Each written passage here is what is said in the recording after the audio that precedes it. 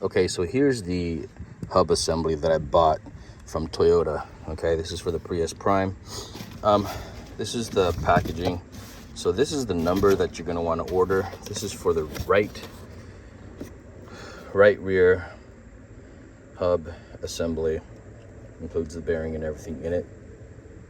Now, I replaced a few days ago, I just replaced this unit on the right side. It was making some noise. I was driving and it sounds like it was going out.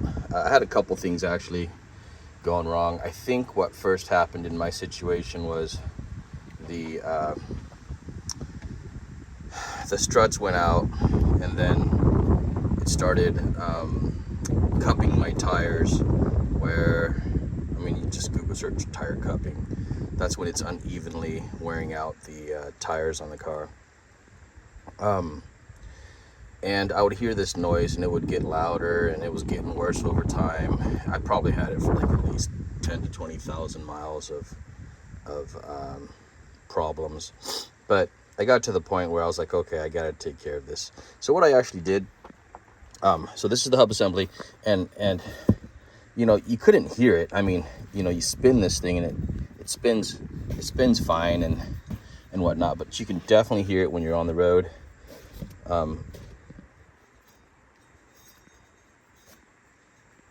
Yeah, I mean, shoot, who knows if it was the wheel bearing? Maybe it wasn't. Maybe it was just the strut. But I'm going to keep this extra spare just in case. And the problem was back here.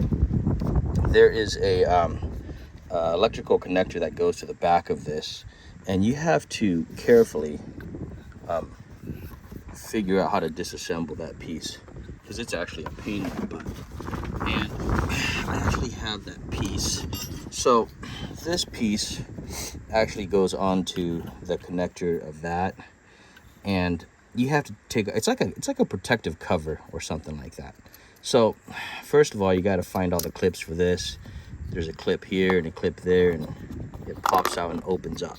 Let me see if I can get it done. Okay, so I just popped that part out. Yep, it's out. Okay, once you take this off, then you can access this thing here, and then there's a clip right there that connects onto there, and you got to get like under the vehicle wheel to see it, and then you got to pry it out like with a small little screwdriver or a nail or something like that. What I ended up doing was I forgot to take it off, and I was using a sledge, a pull hammer on the wheel bearing to pull it out, and I was like, it probably took me like at least 20 to 30 pulls on the pull hammer to knock the wheel bearing out. Great tip is O'Reilly Auto loaned me the wheel bearing puller tool for free. Okay, so that's just to make sure you guys, if you guys don't have a wheel bearing puller assembly, hub assembly puller, go to O'Reilly's Auto.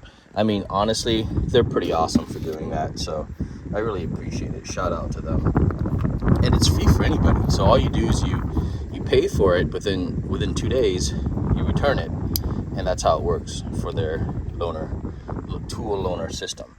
But this thing here was an issue, and so when I pulled and took the hammer, it yanked the whole thing out, and it actually cut the cord. It pulled the whole cord out, because I don't know if this is the AB sensor, or I don't know what it is, to be honest. Maybe it's the wheel spin sensor, I'm not sure. But I just pulled so hard with a sledgehammer, with a pull hammer, that the whole wheel bearing popped out, and the clip that was on this came with it, and it just snapped the line. So I actually ended up having to solder the wires back together, which successfully.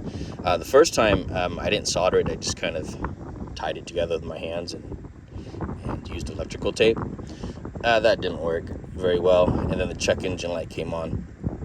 So I got the solder kit out, and I soldered the wire ends together, and it worked. Thank God it worked. So that's the problem that I had with this wheel bearing.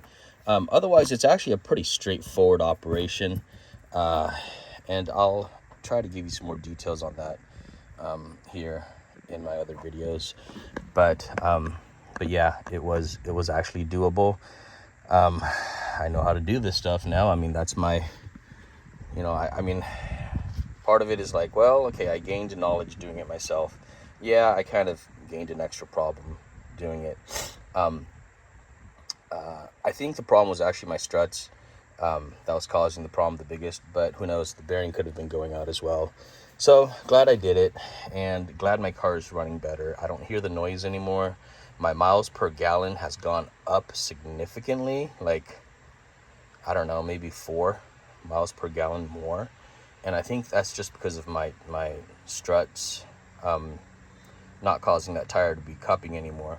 But you could actually hear in my other video the struts that kind of sound like they're going out. You can kind of hear the bubbling sound or the squishy liquid sound when I push down on the struts.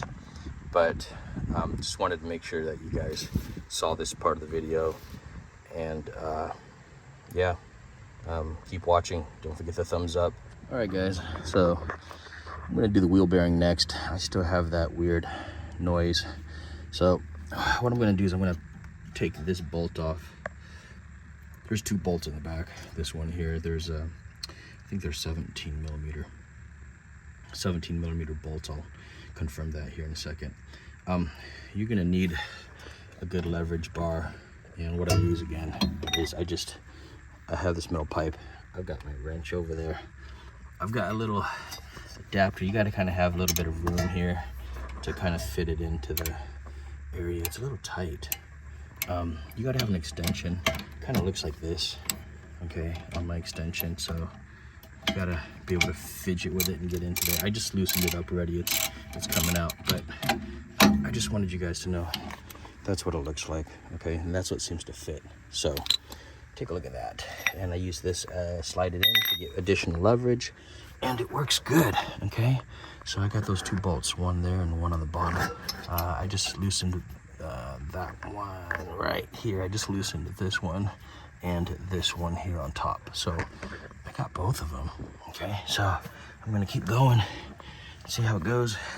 I wasn't sure if I needed to take these 2 off. We'll see. So wish me luck.